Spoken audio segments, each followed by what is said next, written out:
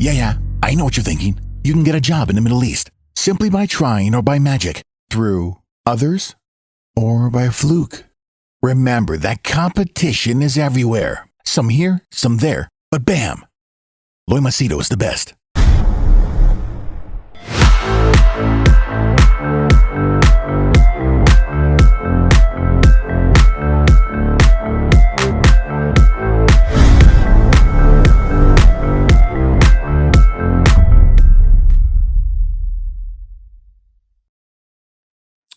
All right, in this video, I'm going to share with you a real life incident that happened where one of my clients is concerned on being successful and why sometimes being successful very fast or at an early age can actually prove to be bad. And I'll also give you my own personal examples as to, many people say, Loy, you're only at 50,000 subscribers, you only have 500 to 1,000 views. If you do X, Y, and Z, you can go viral. Or if you start traveling and doing road shows and seminars and free workshops, you can ask more people to subscribe. Why I personally don't think that that's good for me. Like, I know you'll say, what's wrong in having more money? What's wrong in having more success? What's wrong in having more fame? I will address all these thoughts in this video, and how it will help you is for you to realize that rather than focusing on getting successful really fast or becoming bigger really fast, being able to sustain, being able to focus on being consistent is more important. Okay. So anyway, for those of you who are new to my channel, my name is Loy Machedo. I'm a personal branding strategist. I focus on helping people get well-paying jobs or to make their passion into monetize their passion. Because I've been doing this myself for 20 years. My specialization is mainly Middle East and Dubai because I lived there 40 years. And people even book my services for personal or professional consultation. And to see the quality of my work, I have around 6,700 videos. You can check how I offer advice or analyze things. And also I do speak on world affairs because, people are curious to know what is my opinion about it. Anyway, more information is in the description or you can get in touch with me. So coming to the topic, why is having quick success, fast success, or lots of it sometimes can prove to be bad? Okay, let's keep the overconfidence aspect aside. Okay, I know some people will say, yeah, if you're very successful, you can be overconfident, which is a very real thing. A lot of money can sometimes distract you, change you. I've seen people, in fact, it has happened to me also. When you earn too much money or you become too successful too fast, you think you're invincible. You think nothing can touch you. And that has happened to many people who are experiencing, luck at a very early age. Like, for example, cryptocurrency investors. Once they invest, they got easy returns, invest more, easy returns, invest more, easy returns. Finally, they were ready to take 10 loans and 20 credit cards and borrow from people and dump because they thought they'll be multi-millionaires, billionaires, and they thought they're going to be as big as Elon Musk. I've personally spoken to some of these people who took my services.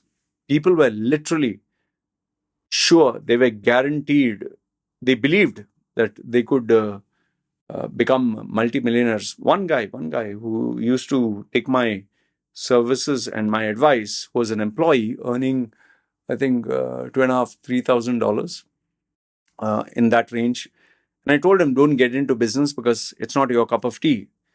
But, end of the day, people will do what they want. So he followed me for a couple of years and took my advice of not starting a business because I didn't feel he had what it took.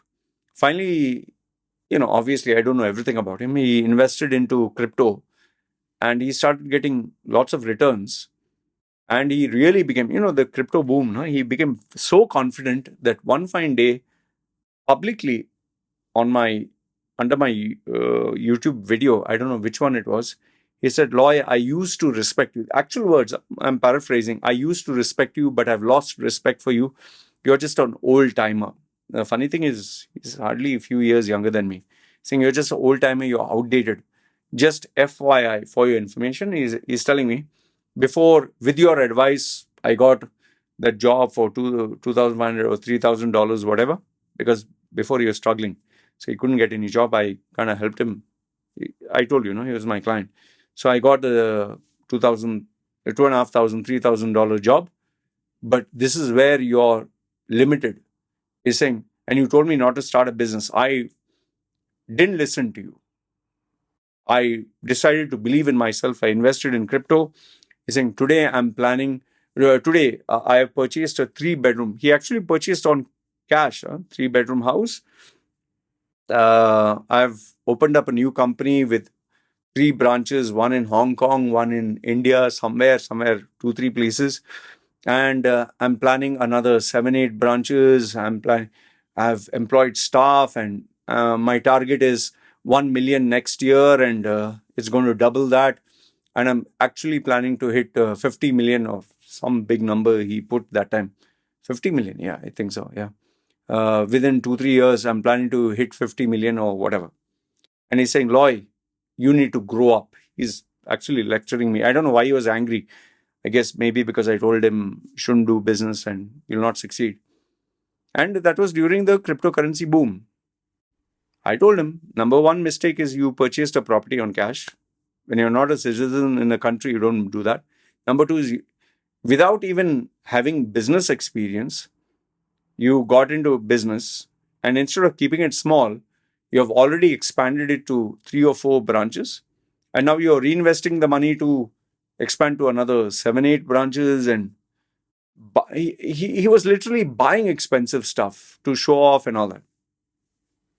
After the cryptocurrency boom exploded, whatever, I never heard from him. His number is not working, nothing. I did try to get in touch with him just to figure out what's happening in the market. He's vanished. Completely vanished. His social media, nothing, is just, yeah, it's like he doesn't exist. I don't know, maybe he has to pay money. I'm not wishing him bad, but I'm telling you the real life story there. I've had people here also who, before COVID, they were minting money with the tourists that were coming here. They were literally with 3-4 girls and drinking booze and partying and showing off. And on this island, can you believe, on this small island, I've seen Bentleys, I've seen Rolls Royce, I've seen like luxury cars, man, which I don't even know what the brand they are. They all vanished. Now, you'll say there is ups and downs. But then let me give you the specific example to my channel, for example. Now, I have only 50,000 subscribers. People have always told me, Loy, why don't you get 100,000? And I've even been approached by agencies and, these other people who do SEOs. If I pay them X amount of money, they will give me followers or whatever, organic, nothing fake, they claim. And through that, I can build. And some other people are saying, you can expand. Some even have offered to help me find staff, retain staff. And then I just need to make a video. They'll do the video editing professionally. I've been asked if I would like to collaborate, not with big timers, but small timers. I've been asked with people who want to invest in a YouTube channel, but I have to take it in a different direction. And then there are people who have actually invited me to India and said, we'll do workshops, and they have given good concepts. And they have guaranteed, we will get so many followers, we'll get so much of money. This is our target. Straight business plan. But why have I said no? Why? See, the thing is, taking on new projects is easy. Starting a new business, damn easy. Getting married, damn easy. Starting a new membership in the gym, New Year resolution, damn easy. The challenge is making it work, being consistent.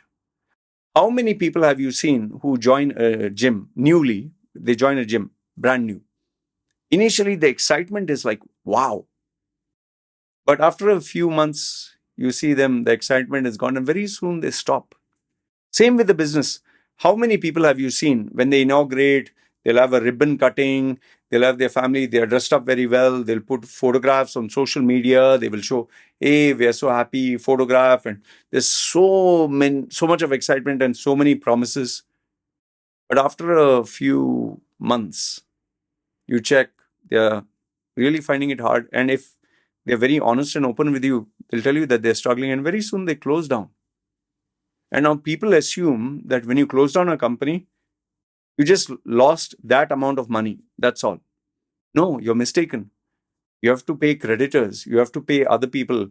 Have you covered the amount of money that you invested? If you actually look at your accounts and balance sheet, it's always a loss. And generally in a business, the losses if you were to say in terms of US dollars, nothing less than, I think, 30,000 minimum for a small business. 30,000 US dollars you lose, or it can go up to 50,000 minimum. Minimum.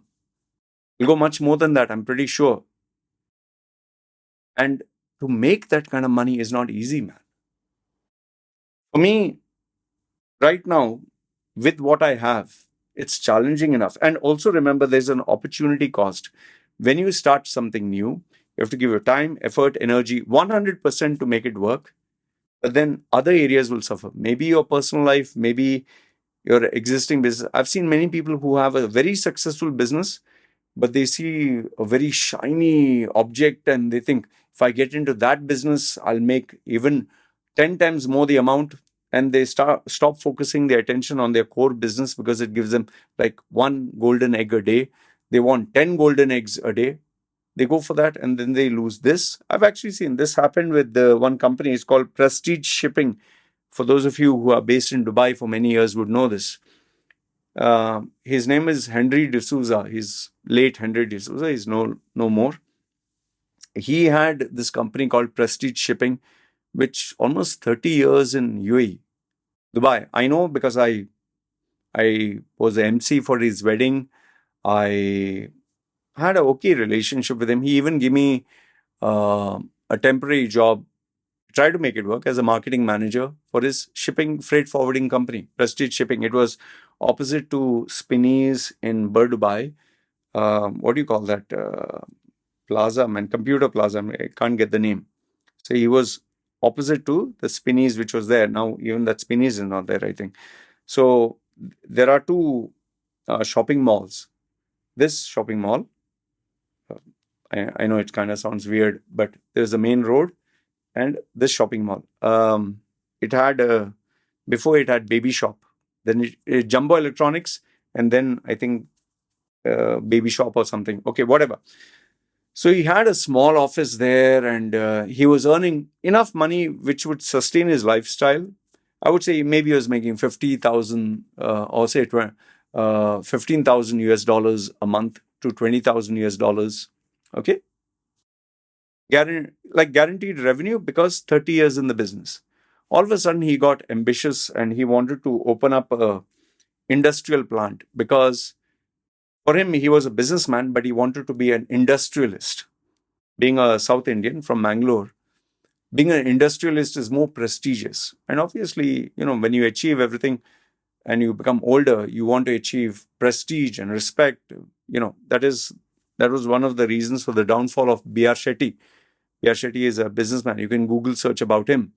He, from being like the monopoly in UAE and being respected in India, he wanted to be a global giant like Bill Gates or Elon Musk, all that.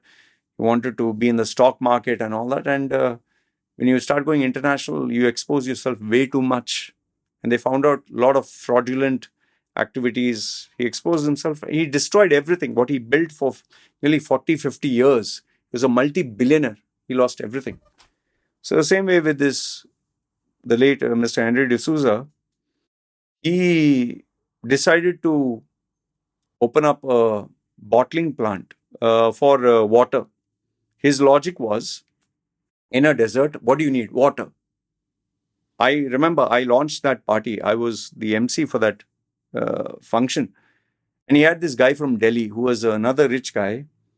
And he used to put him up in the air and tell him, you can do anything. And in the desert, if you can't sell water, what the hell you are? He was a very, smooth talking businessman who literally convinced him that he can become a multimillionaire, that this bottling plant will make millions. And he got this guy to invest, I think, millions of dirhams. That means nearly, I would say, maybe $1 million US, approximate $1 million US into equipment and purchasing trucks and purchasing the raw material, licensing, everything else. Because he was told, you'll earn 10 times more than what you earn here. And he stopped focusing on his shipping business, freight forwarding business, and started focusing on manufacturing water. And people who were in these freight forwarding and shipping, they told him, even his employees and well-wishers, don't do this, don't do this. This one gives you guaranteed revenue, even if little. No, no, no. But he used to say, I was there, no? No, no, no. Loy. He used to tell me, Loy, Jesus, he used to, that Jesus photographer. Jesus, he is destined for us to become millionaires. This is nothing. This is peanuts. I'm now an industrialist. Well, for me, what it mattered, as long as he was paying my salary. Long story short, because he neglected this business, it closed down, I think, in less than a year. What took him 30 years to create, within a year, shut down. And this mega sort of factory production, whatever, went in a total and utter loss. And he had to literally leave UAE at the age of, I think, nearly 60. He lost everything. And unfortunately, old age, and one fine day, he died. I found out. See, I'm not trying to say that you should not venture out and try new things. I'm not saying that you should not take risks in life. But sometimes, the greed for more money, more fame, more this, more that, it has a price to pay. And see, with regards to being popular and all that, I'll tell you one of the key reasons why I really don't want to at least get more famous and more. The more famous you get, the more headache you face here. In fact, I've told so many people are like, you're not so famous. I said, thank goodness I'm not famous. Because the more famous you are, the more trolls, the more attacks. And in fact, so many females, they'll just throw themselves at you. If they know you're famous, if they know you're rich, they will cook up stories and they'll want to be close to you. And you'll not believe if I tell you this, but there are so many girls who are ready to get naked with you, share their nudes with you, their videos, have sex with you. They don't care even if you're married or if you're old or you're ugly or whatever. And all this brings in a lot of unnecessary temptation and problems. For me, I'm small. I'm not very big. I'm small, but I'm very happy. I'm not very rich, self-sustaining, comfortable. Would I be happy if I get tomorrow, let's say, 100 million or 10 million? Great. If I can earn that money, great. But I know it's not going to come easy. That's number one. And second one is, I'll have to bust my ass, man. And then maybe I'll lose out on those moments, those days, weeks, months, where I can really enjoy my life. It's like, the last bit, let me share with you, like how my mentor was, I think, 50 at that time, 51, 52, not too sure, but that age. And he was given this during the property boom, a major deal where he would team up with a global brand. He had to open up a new factory and his revenue would be maybe 10 times more or at least 5 times more revenue. Everything, we went for the business talks, we went for everything. I was there with him. But in the end, finally, after everything was said, yes, we saw the plot of land, we saw the factory design, we saw the planning, we did the branding of the logo, everything. He just said no. I was like, why the hell? You can be a monopoly, you can be number one. he sat me down and he explained this. He said, see, Loy, if I start this new venture, let's say, for example, 10 million will be invested. But investing is not the problem. He's saying after it's to get back the 10 million will take me 10 years. And then to make it profitable, because obviously you have to keep investing more. There are a lot of hidden costs. He has experience of business for 20, 30 years. He's saying, I'll have to keep investing and maybe it'll take me another 20 years or 15 years to make this 10 million really profitable. He's saying in a very competitive arena, you can't just create something and become profitable overnight or profitable in a year. If you are making profit, people will see, competitors will open up, people with bigger budgets, people with more power, more connections.